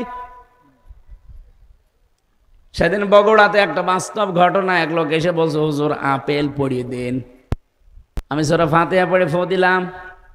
আমার কানের কাছে মুখ নিয়ে বলছে, এমন ভাবে আপেল পড়বেন যেন ছেলে হয়। আপেল দিলাম, ফেলে। আপেল কো? ফেলে দিস কেন? আরে ভাই, আপেল পড়ে যদি ছেলে হইতো তো আমার বর 3টা মেয়ে হইতো না? খালি আপেল খাওয়াতাম। কি বিশ্বাস দেখেছে! কত মেয়ে লোক যদি বিয়ের 8-10 বছরে বাচ্চা কাচ্চা না হয়, আমার মনে হয় আল্লাহর উপরে বিশ্বাস পুরোপুরি ছেড়ে দেয়, দিয়ে বিভিন্ন কবরে মাজারে পীর ফকিরে এই কথা বলছেন এখানে। যেহেতু সন্তান দেওয়ার মালিক শুধুমাত্র হামজা, ও বলছে জি। কে বলেন? এটা অন্য কেউ পারে। যদি কেউ বিশ্বাস করে যে না তাবিজ কবজেও কাজ হয়, অন্য কেউ পারে, সে কি? আরো জোরে বলেন। দ্বিতীয় নাম্বারে, পৃথিবী চালানোর জন্য আইন লাগে। আইন তৈরি করতে পারে কে? এটা তো আমি বানালাম। সূরা আলে ইমরান ৪ নম্বর পারা ৯ নম্বর পৃষ্ঠা ৩ নম্বর লাইনের ১৫৪ নম্বর আয়াতে আছে, মাঝের অংশে পাবেন ইয়াকুলুনা হাল্লানা মিনাল আমরি মিন শাইইন কুল ইন্নাল আমরা কুল্লাহু লিল্লাহ। আল্লাহ পাক বলেন, নবী, দুনিয়ার মানুষ হয়তো আপনাকে জিজ্ঞাসা করবে যে ব্যক্তি, পরিবার, সমাজ, রাষ্ট্র চালাতে আইন লাগে, বিধান লাগে, এগুলো কি আমরা তৈরি করতে পারি? আল্লাহ পাক বলেন, নবী আপনি বলেন না, সব আইন তৈরি করতে পারে কে? সুতরাং এই পৃথিবীতে আল্লাহর তৈরি করা আইন বাদ দিয়ে আমরা যারা নিজের আইন তৈরি করি, আমরা শিরিক করছি। আর এই শিরিক বাংলাদেশে নেই। এবার অনেকে মনে করছে হুজুর কোন লাইনে যাচ্ছে। কোন লাইনে না, আমি লাইনে আছি। শিরিক চলছে প্রকাশ্যে। আইন তৈরি করার ক্ষমতা পৃথিবীর কাউকে আল্লাহ দেয়নি, অথচ আমরা নিজেরা মন মতো বানিয়ে নিয়েছি।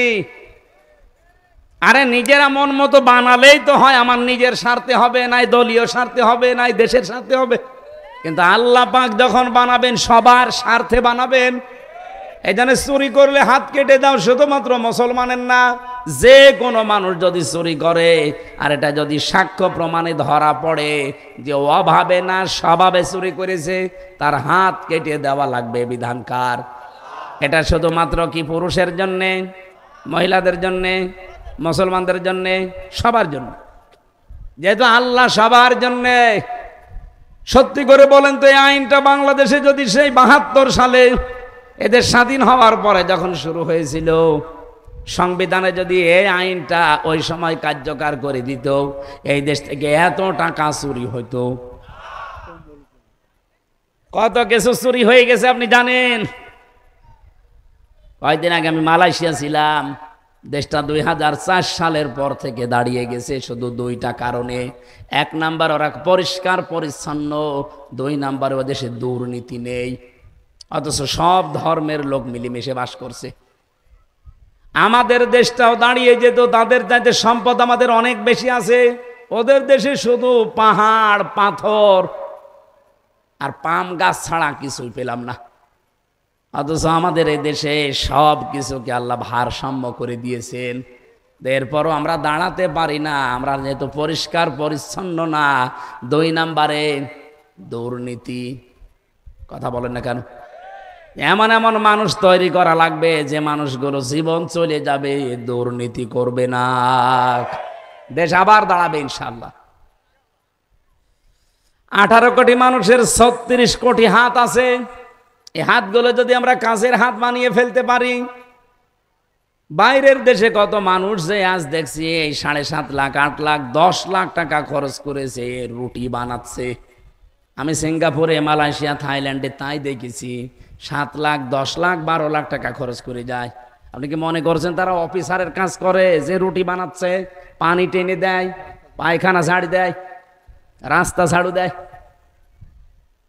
অথচ এই টাকাগুলো যদি আমরা এতদিন পাচার না করে বাংলাদেশে কর্মসংস্থান তৈরি করতে পারতাম, 36 লাখ যুবক এখন বেকার। এই মানুষগুলো সম্মানজনক জীবন নিয়ে, কর্মজীবন নিয়ে বাস করতে পারত। বলেন। কয়েকদিন আগে আমি মৌলভীবাজার যাচ্ছিলাম, হেলিকপ্টারের পাইলট আমারে বলছিল, হুজুর এই যে নারায়ণগঞ্জের উপর দিয়ে, কুমিল্লার উপর দিয়ে যাবার সময় এই যে জায়গাগুলো পড়ে আছে, আমি তো এই 15.5 বছর চালাচ্ছি এই হেলিকপ্টার। অধিকাংশ শয়তানকে আমি টেনেছি বিভিন্ন জায়গায়। আমি তো জানি শয়তানদের কাজ কারবার বার্তাগুলো। ওরা যদি এই টাকাগুলো পাচার না করে, চুরি না করে দেশে যদি কর্মসংস্থান বানিয়ে দিত, ওদের পালানোও লাগতো না, ওদের গালি খাওয়াও লাগতো না। বাইরের যে কোনো দেশে গেলে, আমি হোটেলে থাকি, যেই হোটেলে উঠি দেখি নিচতলায় 2 জন শয়তান ঠিক বসে আছে। কি এখানে কি? হুজুর আমরা আগেই পালিয়েছি। পালাবেন কেন? আপনার না 620টা বাড়ি? ওই যে চট্টগ্রামের এক মন্ত্রী ছিল না, ভূমি মন্ত্রী, 620টা বাড়ি, ও পালিয়ে আছে এখন সিঙ্গাপুরে। কিন্তু ওখানে ওর সেকেন্ড হোম আছে, থাকতে পারে না। সাহেব পাড়া বানিয়েছে মালয়েশিয়া, থাকতে পারে না, থাকে হোটেলে, সব তালা লাগানো। সাহেব পাড়া বানালেন, সেকেন্ড হোম বানালেন, এখানে থাকেন না, হোটেলে কি 20 লাখ বাঙালি বাংলাদেশ থেকে এখানে থাকে। যদি আমার বাড়ি আমি থাকি আর যদি টের পাইছে ওখানে আসি, পিটিয়ে মেরে ফেলবে। আপনি কি করলেন? এত বাড়ি মানুষের লাগে। কুষ্টিয়ায় আমার বাবার একটা বাড়ি আমি থাকার সময় পাই না, আরো শয়তান 620টা বাড়ি বানিয়েছে। আমার মনে হয় এই 8.5 মাস যদি থাকতো ও আরো 200 বাড়ি বানাতো।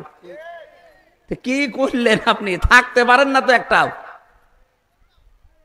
এই জন্য দেশটা দাঁড়িয়ে যেত মালয়েশিয়া, থাইল্যান্ডের মতো, সিঙ্গাপুরের মতো।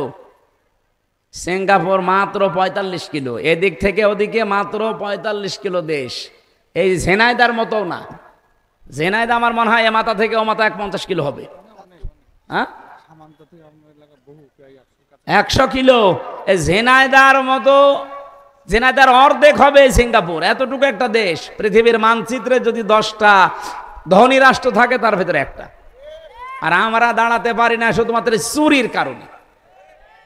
এই জন্য বলছিলাম আল্লাহ পাক যে রোগগুলো দিয়েছে পরিবার, ব্যক্তি, সমাজ, রাষ্ট্রে, এই রোগের ঔষধও কোরআনে দিয়েছি।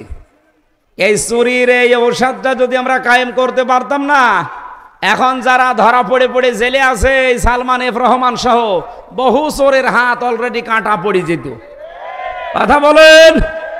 আর এরকম 5টা চোরের যদি হাত কাটা হয়তো হাইকোর্টের সামনে নিয়ে, এই দেশে চুরি করার সাহস আর কেউ পেত না।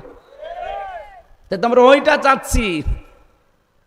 এমন এমন মানুষ তৈরি করে দেন সামনে, অন্তত যেন চুরি না হয়। যার যতটুকু আছে অতটুকু নিয়েই তো সে শেষ করতে পারবে না জীবনটা। এই চুরি করার অভ্যাস, যারা অন্যের সম্পদে থাবা মারার অভ্যাস, এটা মানুষের অভ্যাস না, এটা কুকুরের অভ্যাস। আপনি দেখেন 2টা কুকুরকে খাবার দেন, একটা যা দিয়েছেন ও যদি সারাদিন খায় তাও শেষ করার কথা না। নিজেরটা থাকার পরেও দেখবেন অন্যেরটা হামলা দেয়। এটা কুকুরের স্বভাব না? আমাদের দেশে এই স্বভাবের মানুষ নেই। আল্লাহ আমাদের যেন বাঁচান, বলেন আমিন। আমরা এরকম কোন স্বভাবের মানুষ আর সামনে চাই না। আরো আসতে বলেন। এই জন্য হাদিসের 2টা পয়েন্ট পেয়েছিলাম। যে জিনিস যার না, ওটা যদি সে নিজের দখলে নিয়ে নেয়, ওই দিন থেকে সে নবীর উম্মতের বাইরে চলে গেছে, আর সে জাহান্নামে নিজের স্থান একটা বরাদ্দ করে নিয়েছে। বলেন নাউজুবিল্লাহ। আমাদের দেশে যদি এরকম কেউ থাকেন, রেকর্ড হচ্ছে, সারা বাংলাদেশে চলছে। যারা এরকম চরিত্রের আছেন এই মুহূর্তে তাদের সম্পদ ফেরত দিয়ে দেন। একজন বলছে ঠিক, তার মানে মনে হয় আর মানবে না। আল্লাহ আমাদের হেফাজত করুন, বলেন আমিন। দরুদ সালাম পাঠ করে সূরা বাকারার 281 নাম্বার আয়াতটা আমরা পড়েছিলাম। এটা আলোচনার বিষয় ছিল কিয়ামতের ভয়াবহতা। আমরা আরম্ভ করছি নাকি চলে যাবেন? একটু বেশি হয়ে গেল রাত না? মেয়েদের জন্য হয়তো এরকম কিছু না বলতে পারলেও ওদের জন্য আমি জেলখানায় বই লিখেছিলাম। ওদের পারিবারিক জীবনের যে সমস্যাগুলো আছে এবং কি করে সমাধান করা লাগবে, ওই নিয়ে একটা লিখিত বই আছে আমার গাড়িতে, দাম্পত্য জীবন নিয়ে। ওটা মেয়েকে, বউকে, মাকে নিয়ে নিয়ে পড়াবেন। মোনাজাতের পরে ওইটা নিয়ে যাবেন, আমার মনে হয় কাজে লাগবে আপনার। ওই সারাদিন বসে বসে সিরিয়াল না দেখে পড়াটা পড়লে জীবনটা পাল্টাবে। আল্লাহ রাব্বুল আলামিনের ঘোষণা শোনাচ্ছি, ওয়াত্তাকু ইয়াওমান তুরজাউনা ফিহি ইলাল্লাহ। আল্লাহ পাক বলেন, ভয় করো ওই দিনকে, যেই দিন তোমাদের সবাইকে ফিরে যাওয়া লাগবে আল্লাহর কাছে। কার কাছে? ও ঝিনাইদাবাসী, এই দিনটা যেহেতু সবার সামনে আসতেছে, শব্দের প্রথম আল্লাহ আয়াত শুরু করলেন ওয়াত্তাকু এই শব্দ দিয়ে। এবার আসেন তো একটা একটা করে আমরা ব্যাখ্যায় যাই। ওয়াত্তাকু কাকে বলে? তাকওয়া মানেই বিশেষ করে আমাদের এই বাংলাদেশ, ভারত আর পাকিস্তান, এই 3টা দেশে আমি ঘুরেছি।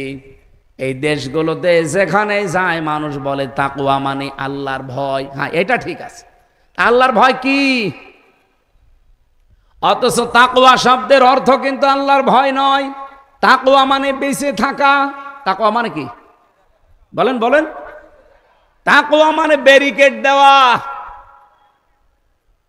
তাকওয়ার এখন আধুনিক ব্যাখ্যা বের হচ্ছে। তাকওয়া মানে যোগ্য হওয়া। আজ পৃথিবীতে আমরা যোগ্য এবং যোগ্যতাশালী হতে পারছি না। এই জন্য যেখানে যার যাওয়া দরকার ওই জায়গায় আল্লাহ আমাদের তুলে দিচ্ছে না। কোরআনে কারিমের বর্ণনা ছিল ওয়াদাল্লাহুল্লাযীনা আমানু মিনকুম ওয়া আমিলুস সলিহাতি লা ইস্তাখলিফান্নাহুম ফিল আরদ কামা ইস্তাখলাফাল্লাযীনা মিন ক্বাবলিহিম। এই পৃথিবীর ময়দানে যারা তোমাদের পূর্বে চলে গেছে, আল্লাহ ওয়াদা দিয়েছেন যদি ঈমান আর আমলে সালেহ, তার মানে যোগ্য হতে পারো নিজেদেরকে, আমি আল্লাহ গ্যারান্টি দিলাম এর আগে যারা দুনিয়া থেকে বিদায় নিয়েছে তাদেরকে আমি এই জমিনের শাসন করার ক্ষমতা দিয়েছিলাম, তোমাদেরকেও দেব যদি ওই রকম যোগ্য হতে পারো। তাহলে তাকওয়া মানে শুধুমাত্র জুব্বা গায়ে দিয়ে পাগড়ি মাথায় দিয়ে বড় বড় দাড়ি রাখা না, তাকওয়া মানে যোগ্য হওয়া।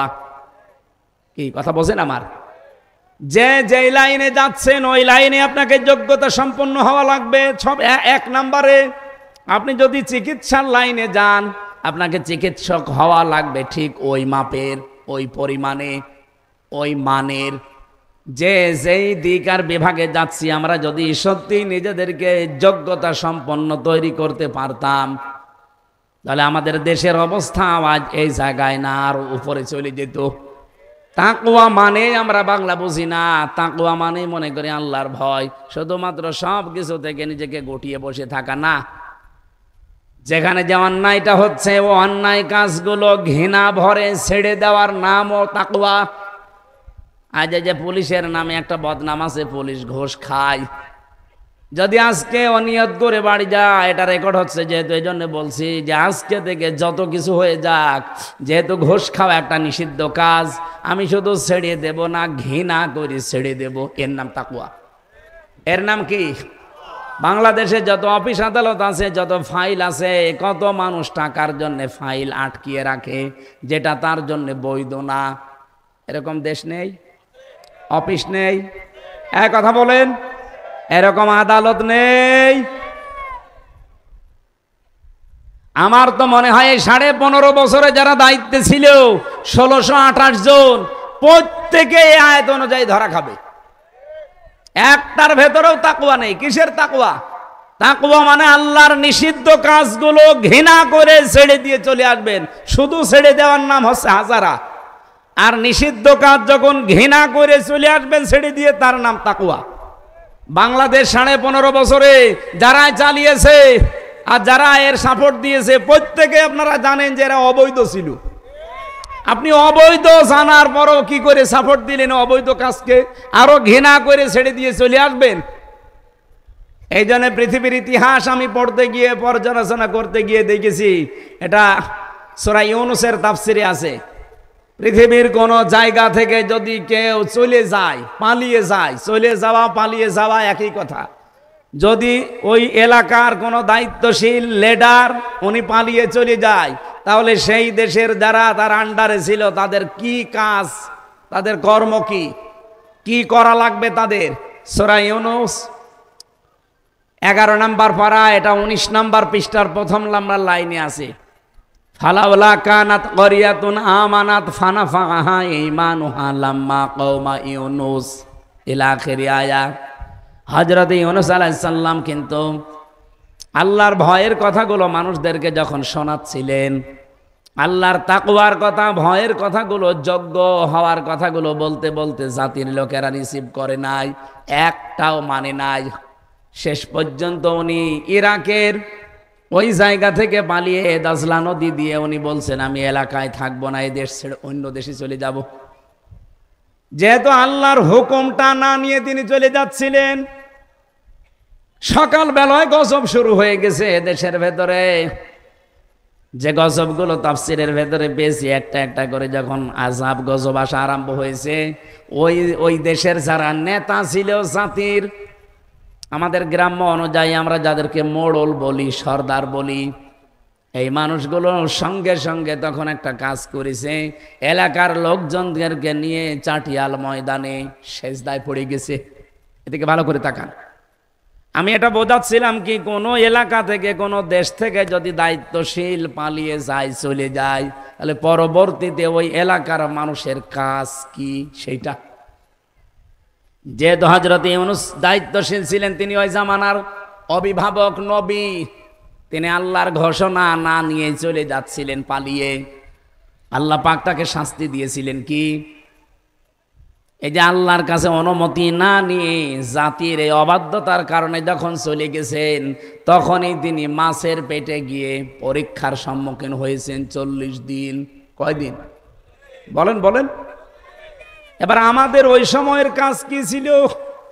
জাতির লোকেরা যারা নেতা, ছোটখাটো যারা নিজেদের এলাকা চালায়, যে মাতব্বর বলে, মন্ডল বলে, মোড়ল বলে, এরা জনগণকে সাথে নিয়ে সঙ্গে সঙ্গে সেজদায় পড়ে গিয়ে ডাক দিয়ে বলে, মহান আল্লাহ, আমাদের আর ভুল হবে না, দয়া করে আমাদের মাফ করে দাও। আল্লাহ পাক তাদের চোখের পানির দিকে তাকিয়ে কিন্তু মাফ করে দিয়েছিলেন। তো মাঝখান থেকে ইউনূস নবী বিপদে পড়েছে কয়দিন? বলেন বলেন? আমাদের ঠিক আমার মনে হয় ১৫০০ বছর হয়ে গেল একই অবস্থা। দায়িত্বশীল চলে গেছে, ৩৫০ এমপি একবারে পালিয়েছে, ১৬২৮ জন মানুষ একটাও নেই, সব ভয়ে পালিয়ে চলে গেছে। এখন আমাদের দেশের মডল মাতব্বর যারা আমরা আছি, আমরা আলেম ওলামা, আমাদের কাজ হবে যারা ওই দলে সাপোর্ট করতাম, সব এক জায়গায় হয়ে আমার আল্লাহর দিকে ধর্ণা দেওয়া। এই কথা বলেন না কেন? আয়াতের প্রথম শব্দ এটা ছিল ওয়াত্তাকু ইয়াওমান, ভয় করো ওই দিনকে। এরকম একটা দিন এসেছিল, তুরজাউনা ফীহি ইলাল্লাহ, তোমরা ফিরে আসবে সবাই আমার আল্লাহর দিকে। জাতির লোকেরা, হযরত ইউনূস নবীর জাতির লোকেরা যখন ফিরে এসেছে, তারা কিন্তু 3 দিনের ভেতরে নিজেদেরকে পরিবর্তন করে ফেলেছিল। আমার আল্লাহ আগের অবস্থায় আবার তাদের ফিরিয়ে দিয়েছে। কিন্তু মাঝখান থেকে ইউনূস নবীর 40 দিন এই আযাবে থাকা লেগেছিল। আমাদের অবস্থা যেহেতু আমাদের দায়িত্বে যিনি ছিল তিনি পালিয়ে গেছে, এখন আর দলমত দেখা দেখি নেই, সব এক হয়ে আল্লাহর দিকে ধর্ণা দেওয়া। আল্লাহর দিকে ধর্ণা দেওয়া মানে কি? আল্লাহর কোরআনের দিকে ধর্ণা দেওয়া। হ্যাঁ, আমাদের অবস্থা আবার পাল্টিয়ে যাবে ইনশাআল্লাহ। আমরা ওইভাবে হয়তো ফিরে আসতে পারি না ইউনূস নবীর জাতির মতো, এই জন্য আল্লাহ আমাদেরকে পরিবর্তন করছে না। আপনি সত্যিই যদি এভাবে মন থেকে অনুশোচনা নিয়ে ফিরে আসতে পারেন, আজ প্রায় 9 মাস চলছে, এতদিন লাগার কথা না। অবশ্যই আমরা দাঁড়িয়ে যেতাম যদি ইউনূস নবীর জাতির মতো মন থেকে ফিরে আসতে পারতাম। আমরা আহ্বান জানাই জাতিকে, সারা বাংলাদেশে ফিরে আসেন। আমার আল্লাহর বিধান আল্লাহ এখনো পর্যন্ত ছেড়ে দিয়ে রেখেছেন, ওয়াতাসিমু বিহাবলিল্লাহি জামিআ। আমি একটা রশি তোমাদের কাছে ফেলে দিলাম, তার নাম কোরআন। এখানে কোনো মত পার্থক্য, ফতোয়াবাজি, দলাদলি মতামত করবা না, সবাই এসে আঁকড়িয়ে ধরো। সবাইকে আমি আল্লাহ এক টান দিয়ে আমার বানানো বাগান জান্নাতে পৌঁছিয়ে দেব। সেই সময় মনে হয় ইউনূস নবীর উম্মতের মতো আমাদের উপরে এসে গেছে। এই কথার অর্থ বোঝেন? এবারও যদি ভুল করেন আপনার কপালের দোষ। এই 2-3 জন যারা ঠিক বললেন, বাকি লোকগুলো কি সত্যিই কিছু বুঝেছেন? বলেন। আল্লাহ রাব্বুল আলামিন এখানে একটা ভয়াবহতার বর্ণনাতে দিকে জানিয়েছেন, অতওয়াফা কুল্লু নাফসিম মা কাসাবাত ওয়া হুম লা ইসলামুন। প্রত্যেকটি মানুষের উজরত, পারিশ্রমিক আমি পরিপূর্ণ করে দেব, কাউকে কম বেশি দেওয়া হবে না। ও ঝিনাইদার মা বোনেরা, ভাইরা, প্রত্যেকের যেহেতু সামনে ওই কঠিন একটা দিবস আসতেছে, এই জমিন পুড়ে তামা হয়ে যাবে, মাথার মগজ পর্যন্ত টকবক করে ফুটবে। এটা জন্মের পর থেকে আমরা শুনছি।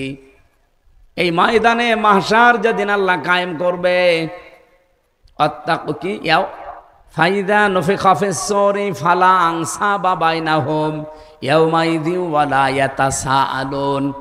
শুধু ফৎকার যেদিন দেওয়া হবে, এর সঙ্গে সঙ্গে যত রকমের সম্পর্ক আছে মানুষের, সব সম্পর্কগুলো আল্লাহ কাট করে দেবে।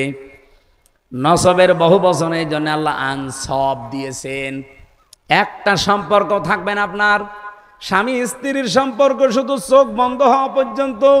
চোখ বন্ধ হয়ে গেলে প্রত্যেকের রাস্তা আলাদা আলাদা।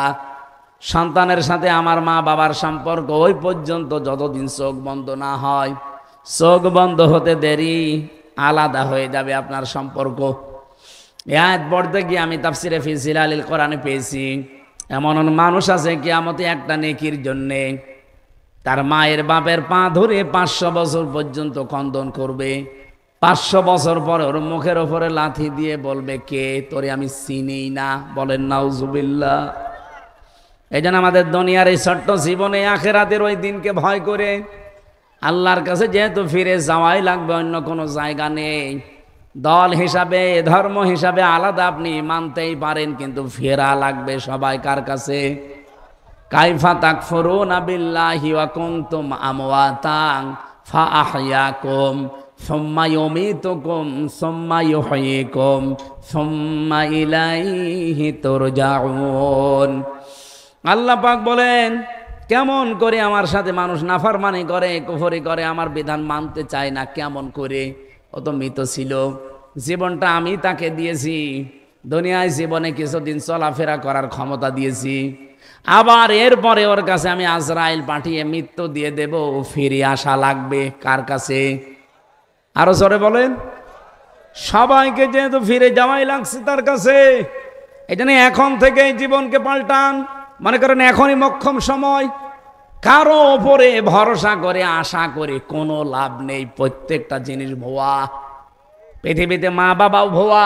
এদিকে তাকান, আমার স্ত্রীও আমার জন্য ভুয়া, এটাও একটা ধোঁকা। আমরা অনেককে খুশি রাখার জন্য, আনন্দ দেওয়ার জন্য, শান্তিতে রাখার জন্য বাস্তব জীবনটা নিজেরা হারিয়ে ফেলি। মনে করি ওদের খুশির জন্য যদি অবৈধ কিছু করি ওরা মনে হয় আমার ভাগ নেবে। কে বলেছে আপনাকে? আমি আমার ম্যাডামের কথা বলছি, উনি আমাকে ভালোবাসে, আমিও জানি। কিন্তু এখন যদি আপনি সংবাদ দেন যে হামজা মরে গেছে, আল্লাহর কসম করান আমার সামনে 2-3 দিন হয়তো একেবারে না খেয়ে থাকবে, পাগল হয়ে যাবে। 7 দিনের ভেতরে দেখবেন স্বাভাবিক হয়ে গেছে। এক কথা বলা লাগবে, 1 মাসের ভেতরে সবই ফিরাই ভুলে যাবে। ওর সাথে যত স্মৃতি আনন্দ ফুর্তি সব আস্তে আস্তে ভুলতে আরম্ভ করবে। 4 মাস 10 দিনের ভেতর ওর বাবা দেখবেন অন্য জায়গায় বিয়ে দিয়ে দেবে। কি 4 মাস 10 দিনের ভেতরে যখন বিয়ে অন্য জায়গায় হবে, 5-7 দিন সংসার করার পর নিজে ওর বাবার কাছে কল দিয়ে বলবে, আব্বা হামজা তো আর কি ছিল, এ যা পেয়েছি হামজার চাইতে 100 গুণ ভালো। এই কথা বলছেন কেন? এটার নাম দুনিয়া। এজন্য প্রতিটি মানুষের যেহেতু উজরত, তার পারিশ্রমিক যে যা উপার্জন করেছে দুনিয়ায়, ওইটা আল্লাহ তাকে ফেরত দিয়ে দেবে। অহুম লা ইসলামন, কারো উপরে 1 জাররা পরিমাণ জুলুম আল্লাহ করবে না। এজন্য দুনিয়ার এই ময়দানে থেকে নিজের হায়াতটা, জীবনটা সম্পর্কে স্বচ্ছ ধারণা নিয়ে আখিরাতের পুঁজি তৈরি করার জন্য সচেষ্ট হওয়া দরকার। এটা বুদ্ধিমানের কাজ।